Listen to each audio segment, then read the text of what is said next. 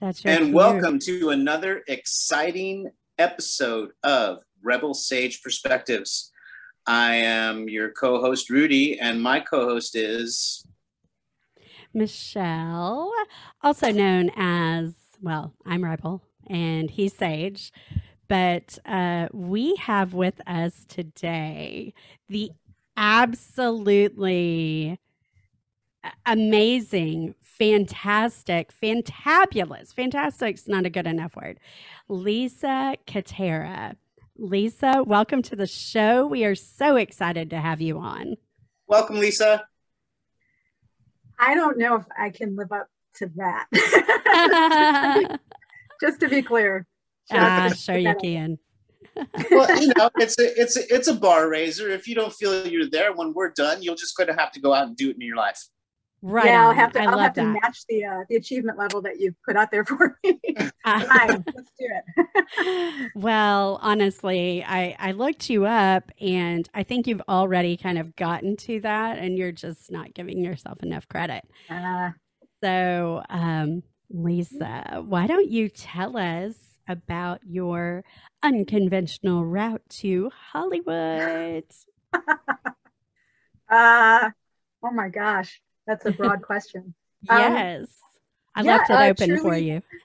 Truly unconventional. I mean, I guess this is in Rudy's department. My first career was, I was a musician. And I knew my whole life I was going to be performing and wanted to go to Broadway. And that was my jam. And I got my little poor middle class butt into one of the best conservatories on the planet and got my education and rolled off to New York and to Broadway and got accepted into a studio. And the morning of 9/11, that all completely came crashing down and the show folded that I was going to be involved in. And I had to find something else to do. So I guess that's unconventional one. And then coming out to LA with me and my car and my Yankee plates going through the South, just trying to find something else to do with my life. Fell upon acting for TV, film, and commercials and just fell in love with it and was thanking the heavens that it was something that I loved equally, if not sidelined to the music career that I thought I was going to have and kept with it. But there was a writer's strike. And the writer's strike in 2007 and 2008 threw everybody back and ended a lot of careers. And I can't say it ended my acting career, but it shifted me in a way drastically into a whole nother perspective of TV and film. So now I'm kind of juggling stunts and acting and producing. And, it's an artist game, right? You have to do everything. You have to have your own podcast. You have to be all of these things and make your own projects. And here we are, gypsies. Yes.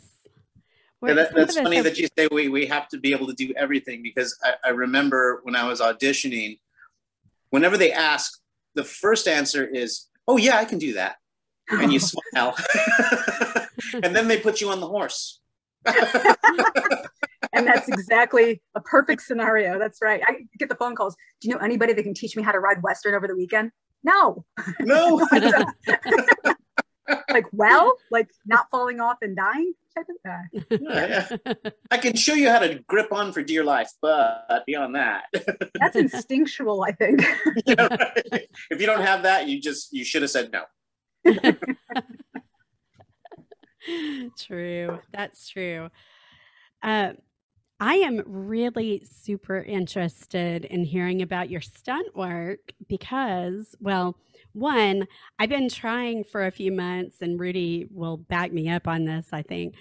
Like, I've looked through Instagram and IMDb, and I've been trying to find a stunt person to come on and interview them because stunt people fascinate me. I'm like, you guys are the badasses of the film industry. You really are. You're the backbone and the hip bones and the broken bones of Hollywood. And I want to hear about that. Oh man. Everybody loves a car crash. True. Well, I can tell you flat out, my colleagues that I came up with, my mentors, some of which are still with me, some of which are not anymore, are absolute badasses. I mean, there's a tremendous amount, obviously, of physical skill and training you can do to become acclimated in that world. Some people are born with a natural innate ability. We have everything from Olympic athletes to world-class champions in our industry, people who are adept at science and technology, innovative designs. It's definitely a marriage of, the physicality and the science behind the creativity and the storytelling. But aside from all that, it's also a team sport. So depending on which kind of stunt you're fascinated by, it's a completely different scenario and a different marriage with the people that you're working with, different amalgamations of things that we have to do in order to make things safe and believable. Right. But man, you hit it on the head. Movies nowadays, they are predicated on action and almost seamless action, so the stakes are a lot higher these days and the risks are definitely out there. Yeah, I think, and I'm pretty sure it was you, were you, I watched your reel of stunts, or one of them that's on YouTube. And there was one, were you like completely on fire, like in a barn or something in one of them? I was like, holy crap. I was like, our guest is on fire. Okay, so literally. Case in point, yes, I get lit on fire. Fire is considered a specialty. It's something that takes a lot of practice and a lot of different scenarios to really master. I can't say that I've mastered it. I have not. But I have been so blessed to work with literally the best in the business at fire safety that, I've had some opportunities. And I think the one that you're referring to is Truth or Dare. It's a Blumhouse movie. It literally opens the movie and starts off kind of innocuous. And then there's this huge fire and this woman flailing around, Right. So, but that's a great choice. So here's a stunt that requires a team. Sure. I would think so. From beginning to end. I can kind of walk you through the process of getting prepared to do that and what it takes. And then, the fire is going to burn as fast as the fire burns. But, from the very beginning, the fire safety team shows up with clothes soaked in gel, protective gel, so that I don't get burned, you hope. Right. Right. We spend a lot of time layering and layering and layering these clothes. And then we put wardrobe on. We sometimes have wigs. Sometimes hair gets treated with the same gel. It usually takes at least 2, if not 3 people to help with that, depending on how full the burn is. In this case, we're talking about it was a full burn. So, by the time all that gel's on, all the costumes is on, hair's done their bit, I'm an extra 30 pounds heavier. Wow. And, oh my gosh.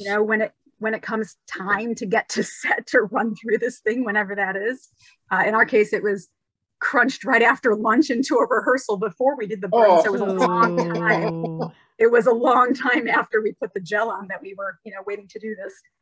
They put me on a trolley because that's all I can do to move around, and they wheel me over to set. And then, oh my gosh. We rehearsed. And God bless him. Mark Chadwick is literally the best. I trust him with my life, literally time and time again, as is Jason Gray and the whole team that was helping me there.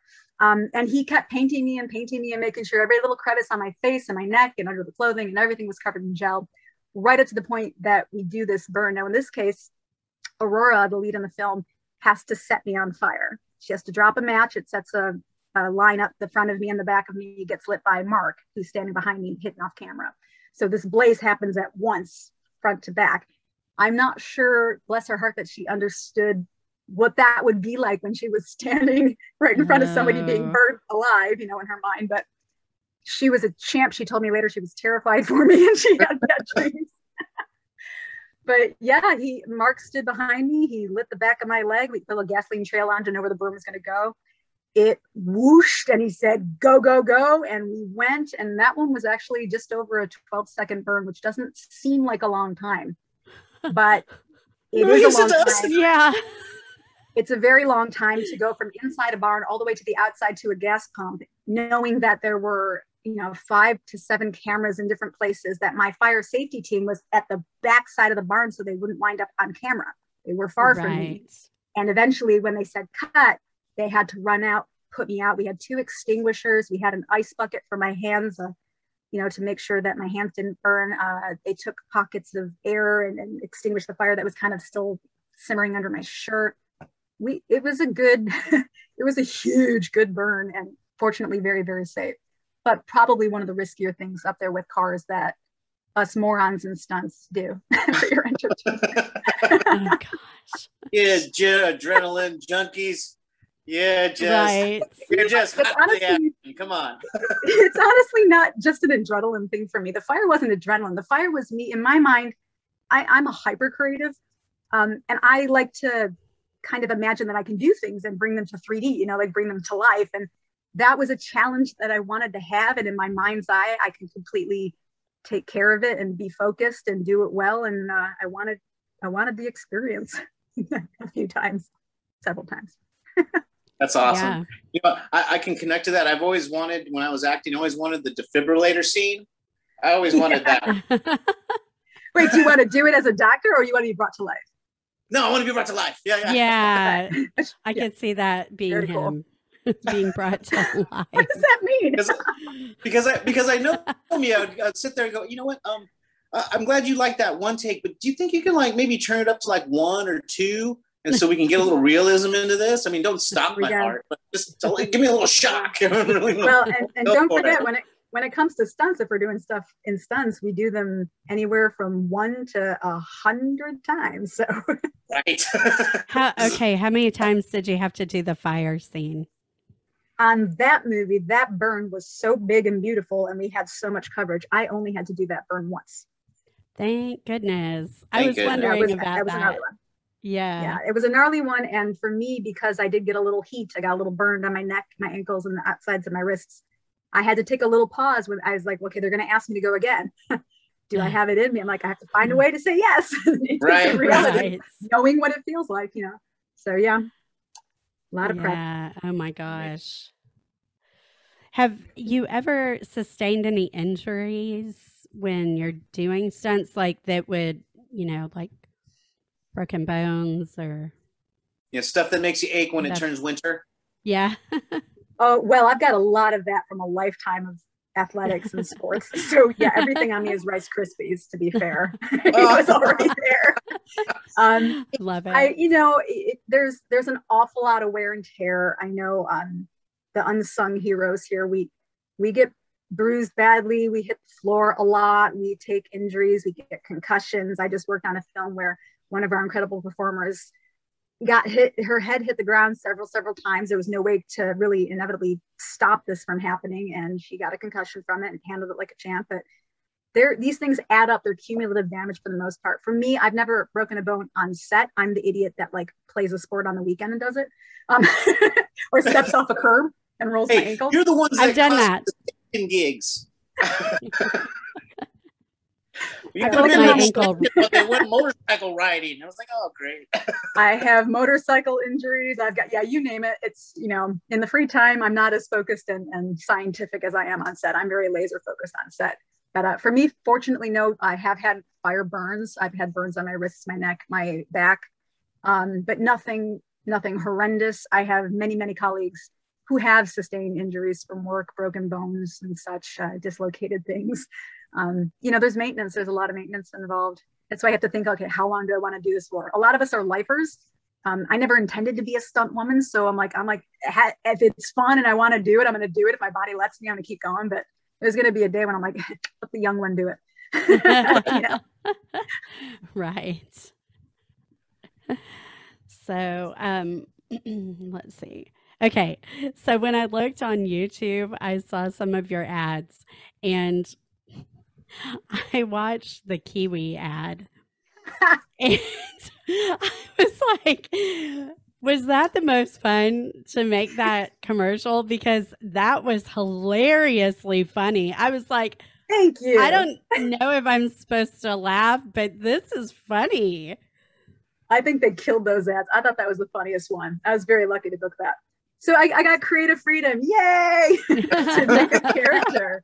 Like I read it on the page and I'm like, this is a vapid, money-grabbing hooker. Yes. How do I make her sound like the carpet digger that she is, you know? Yeah. Money digger. So yeah, that was a lot of fun. It was meant to be funny. It was didn't you not notice the cutlets of my bra and the wig and the that was oh my God. The wig was great. I was like, that's perfect. It's green and they're talking about Kiwi. That's perfect. You know, they had that on a billboard and I couldn't get down to Texas or wherever that was to get a photo. I was like, that's cool, man. When was that? When was Oh that? gosh, that was so let's see. I booked 2 gigs on the same day and I left one to go book that one. To the So that other? was Oh gosh. 2007 or 8, Oh, maybe so the 7. billboard's gone. Oh no, that's long. Yeah, it's long gone. Oh, Yeah, I was cute back then. So dang. We all say that about ourselves. That's just not right. We need to yeah. own Yeah, our look. when I booked my hottest gig, I was cute too. You know what they did? They stuck me in a giant ice cream churn and just my legs showed. Perfect. That's perfect. That's me, Mom. Is it? You don't know my feet? Yeah. I was like, they're like, no, that wasn't you. I'm all, Mom, that washer and dryer I just bought for you, that's ice cream money. That's okay. I know now. Your legacy lives on. Thank you. True, Thank true. you. It does. I really did like the Veterans Association commercial. That was cool. I like that. And then the margarita wrestling. Oh Right. my goodness. Let's precedent this by saying I'm from Broadway. We are big. That was a hosting opportunity that was so ridiculous that I couldn't say no. Mind you, I never had to go to a match. I never had to wrestle a margarita mix. So I was just in a cushy little studio ad-libbing most of the time and having fun with the creators. And that I think that's going to be my legacy till the day I die, to be honest. No, it just popped up and I was like, okay, well, did I read that right? I was like, oh no, you read it right. Apparently yeah. they wrestled a margarita, very, very sticky, lots of bikinis, a lot of elbows to the face. It was a whole mood, I guess. Whole thing. Yeah. Yeah. I watched one of the clips, like not all the way through. I just watched just to see what it was. And you said something along the lines of, yeah, I get to be in the studio, not out there doing that. And I was like, that's priceless. But it's great. I mean, I thought it was great. At that time, I've been hosting for like a decade. So I was like, whatever. Yeah. Why not this? I can do, medical jargon as well. So, but these are early jobs. You found some oldies and goodies. I guess that's what popped up when I typed you into YouTube. It's because I spend no time on YouTube. I think the last thing I actually posted recently, but before that, like nothing. But I just put up like my mocap and pcap reel for video games. Other than that, right. I listened to your clip of you singing True Colors. I'm blown away. Your voice is beautiful. Very beautiful. That's kind of you. Thank you. Oh, absolutely. So, Rudy, do you have some questions? Rudy, what's your music? I do. I'm sorry? Talk about your music. What's your music? Yeah, I want to know about it. Oh, no, I'm not being interviewed here. Yes, you are. You speak. Natural host, honey. You're being interviewed. What is your music? Okay, well, then we'll come back to my question. Actually, right now, I am recording my first EP. I've been holding out for quite some time just because, I don't know, I guess multitude of reasons, but I found exactly the perfect scenario. One thing that I was told as a young musician was when you're assembling anything, whether it's a group or people to record with, whatever you're pulling together, make sure that every musician that you invite in is better than you. And I found that. I found this band. I work with some of the kids in this band at my day job.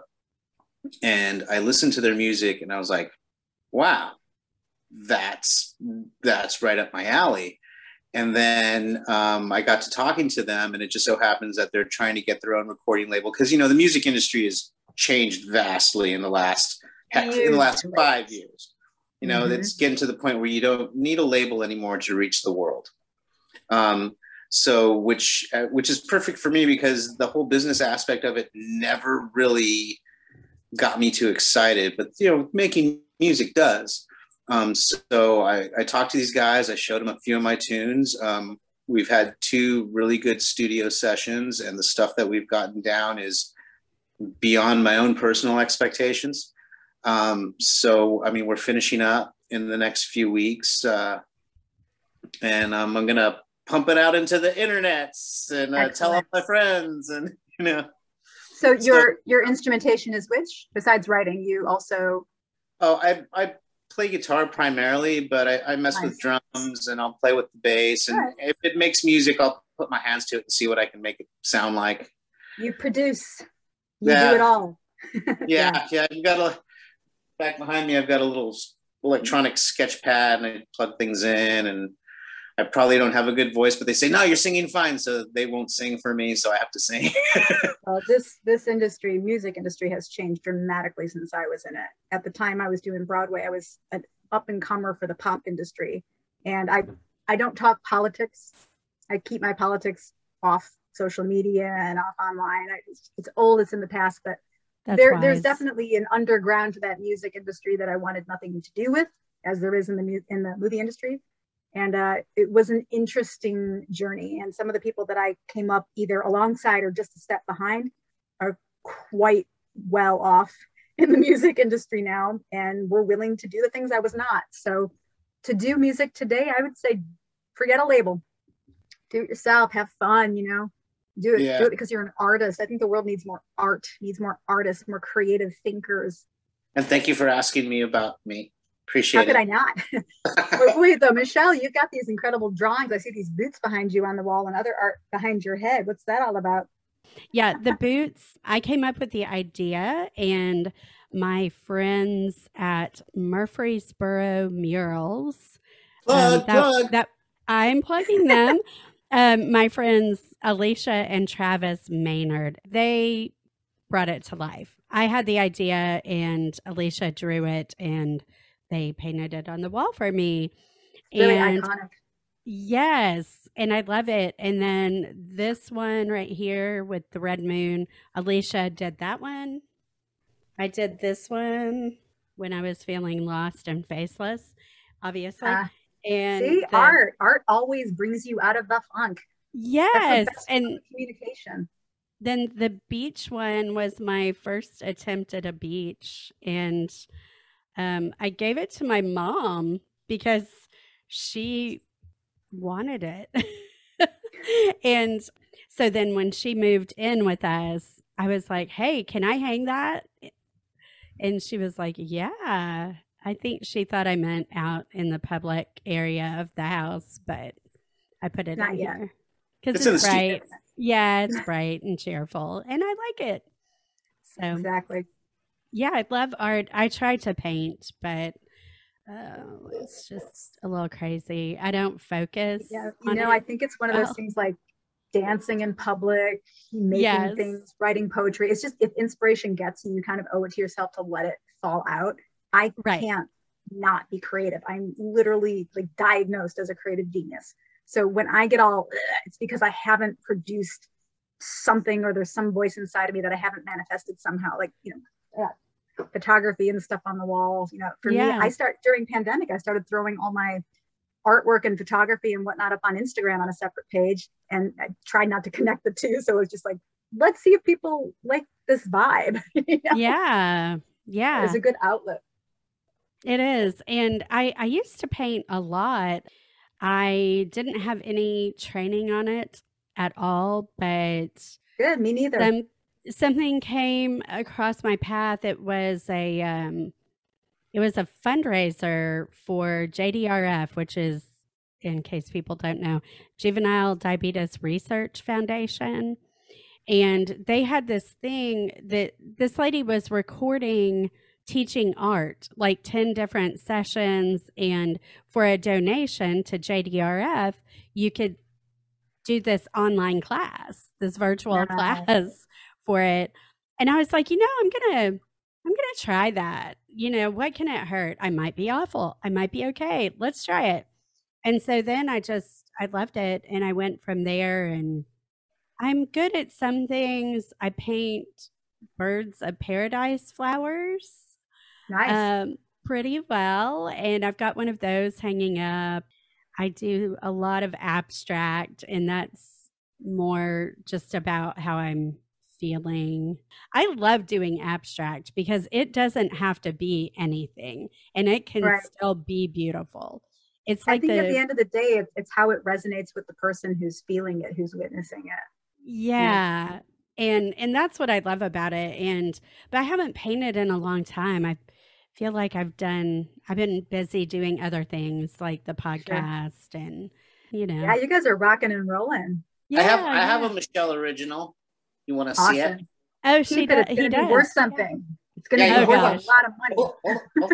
It's going to fund your podcast for the next 20 years. Wouldn't that be amazing? That would be amazing. Yes, absolutely. Yeah. Oh, that's so funny. I forgot. Okay. It's signed like this, but I hang it like this. That's how you feel it. How do you know she didn't paint it that way and sign it on the side to be creative? You know, because I he imagine knows she me. painted it like this. All right. So yeah, but it's really great. Yes, I often paint with my head hung sideways and sort of down like the crypt keeper. Yes. I like this. I want to know, how did you meet one of the most incredible people ever to grace themselves within my experience, Jaime Ferrar? How did you meet this man? Jaime.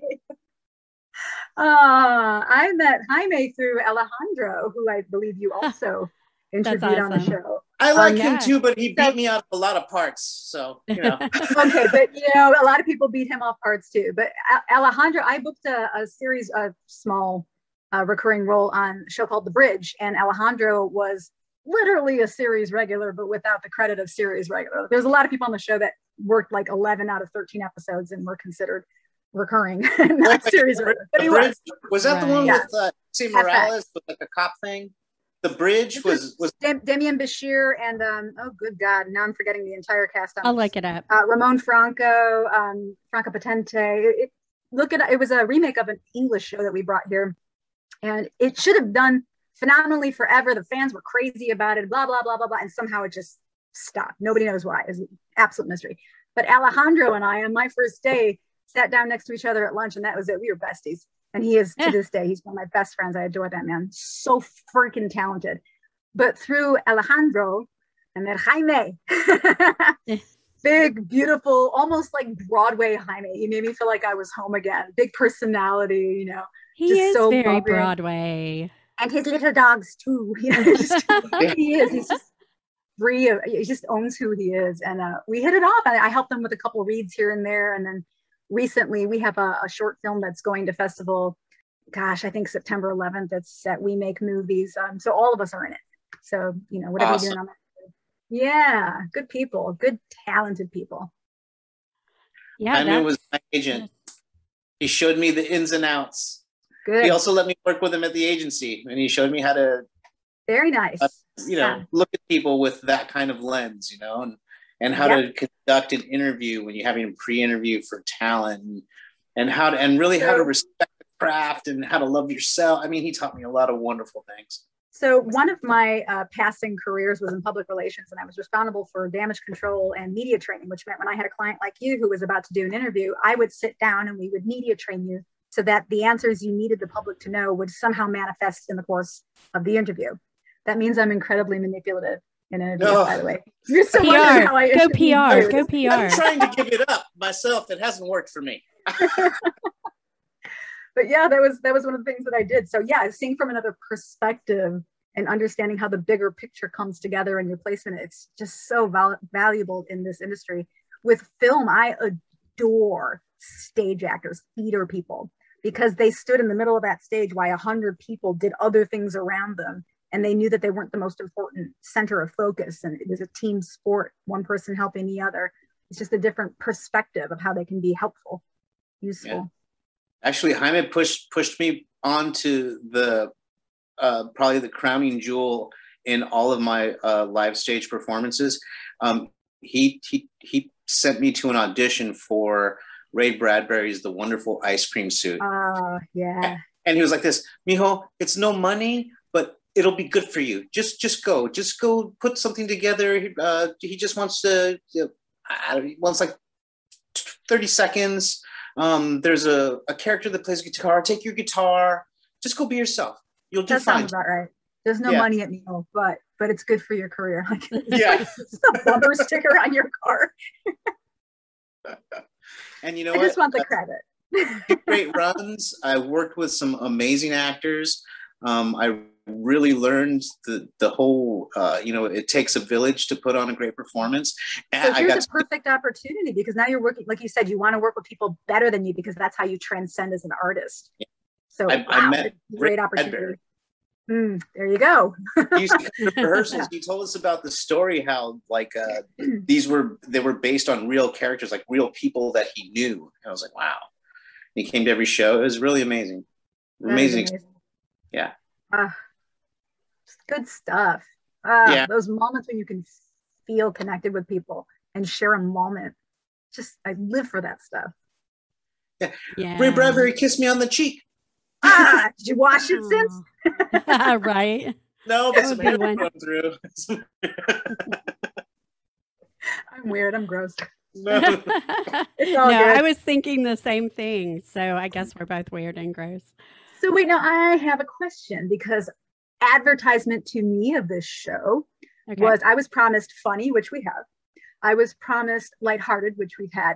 Where's the rebellious? I read that this was a rebellious show. So right. You won't let me talk like that anymore.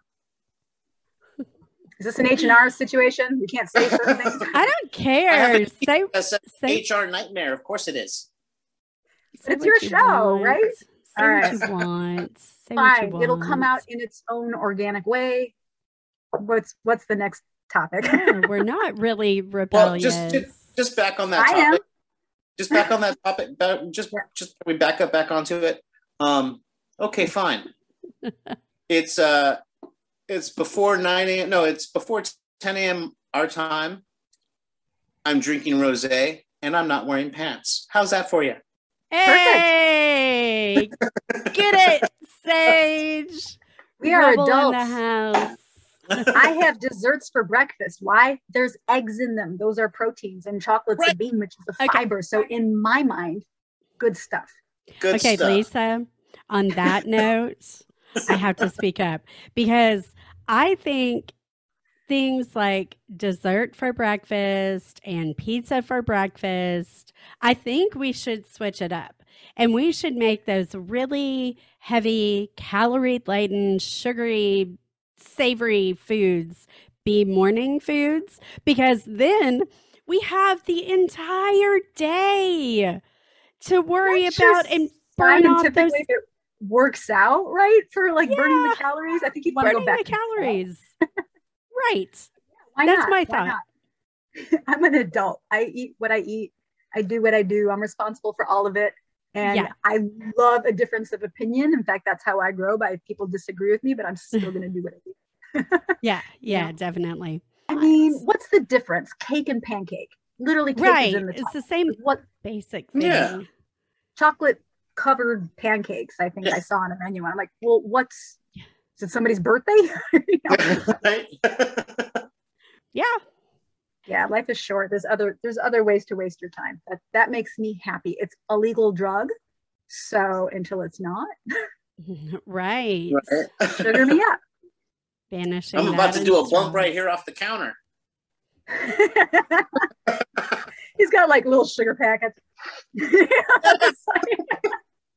Well, the key is never to grow up. I chose my profession for a reason.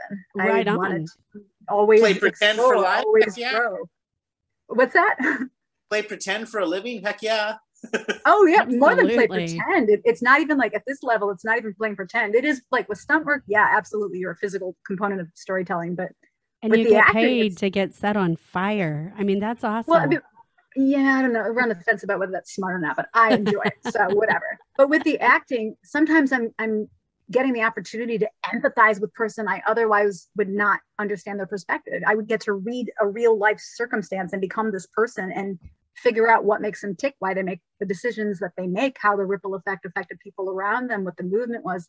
I mean, for me, people always complain about the actors, you give them the stage and they'll preach or they'll pitch something for miles. Well, the thing with that is, if I were an A-list actor and I had a platform, I would do that too, because I have an audience and now is the time, you know. Right. But also, we're students of life. We literally educate ourselves on every mundane little thing. We're not idiots. Yes, a lot of us are. I'm not going to, you know, make a global statement there. A lot of us are complete pretty morons, dummies. Whatever. But for the most part, we study things. We find the answers. We dig deep. We figure it out. We find another way to look at it from different vantage points. We're pretty plugged in, you know, honestly. The human condition. Definitely. And the reproducing behavior. Man. The what, why, and how. Like, you know, it's that acting class where, like, okay, you know, after you're done being the animal of your choice, okay, walk in and show me anger. Well, there's like 50 ways off the top of my head to walk in being angry. They're not all you know, some of them are very subdued, very under the surface kind of anger. The scary we call kind. That passive aggressive. Sure. Aggressive. Wait, hold on. So when you got the animal exercise, which one did you pick?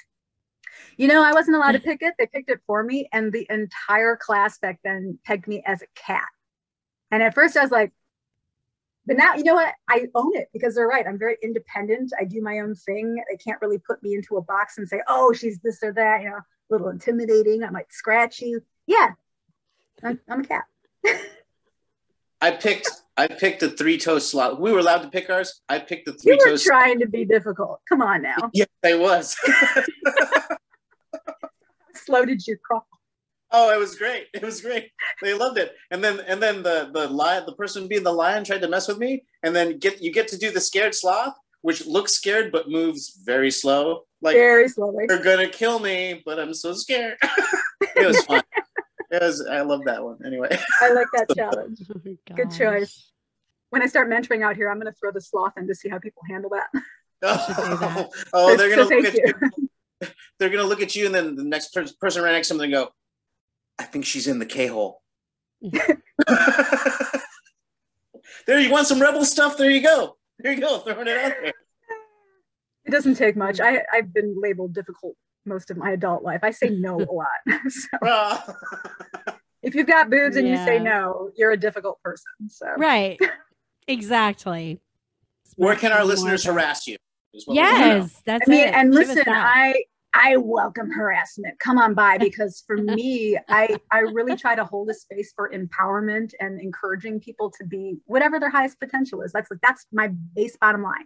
I want you to thrive. I want you to do your thing, whatever that is. So if you can handle all my empowerment stuff on Instagram, just put my name in the search bar. It's Lisa Catara, Catara. You'll find literally everything, and apparently more Kiwi that and margarita wrestling that I never wanted you to find. You know, stop on by and tell me your dream, or belittle and berate me. I'm on Twitter. Facebook is really just a work page for me. I'm seldom ever there. So if anybody out there wrote me a message, I never saw it. I'm sorry. I just don't go there anymore. What else? Projects. I mean, I came out here, I started doing stunt work on some shows, and those are all top secret. I can't talk about anything, guys. It's so lame nowadays. No, it's wonderful that you're working though. That's no, I'm grateful to tears. It's nice to know an 18-year career in Los Angeles is translating somewhat over here. I just getting into the mix with the pandemic and whatnot.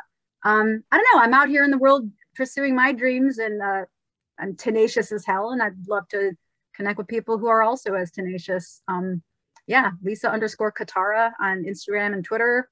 My artwork's out there at Catara Fine Art. Oh my gosh, there's so much on YouTube, and just Google it, dude. I hate talking about myself. You have to ask me a question. You do. All my friends are awesome. My friends are kicking ass on shows. So, you know, if you find me, you're going to find them too. They're on some of your favorite shows. It's wonderful that we share a friend, and it's I'm inspired and impressed, and I'm so grateful that you came out to talk to us today. It was my pleasure, because you guys found me where, you know, we have a tendency to start to feel very lost and very isolated. You guys reached out, and kinfolk, you know, artists reaching out, supporting artists. It's just my pleasure to meet you and shoot the shit, as they say. Yes, indeed. Well, we appreciate your time. And listeners, if you are listening to us on Apple Podcast, which we hope you are, please drop us a 5-star review and give us some written feedback. We'd love to hear from you. All right. On that note, peace out. Bye bye.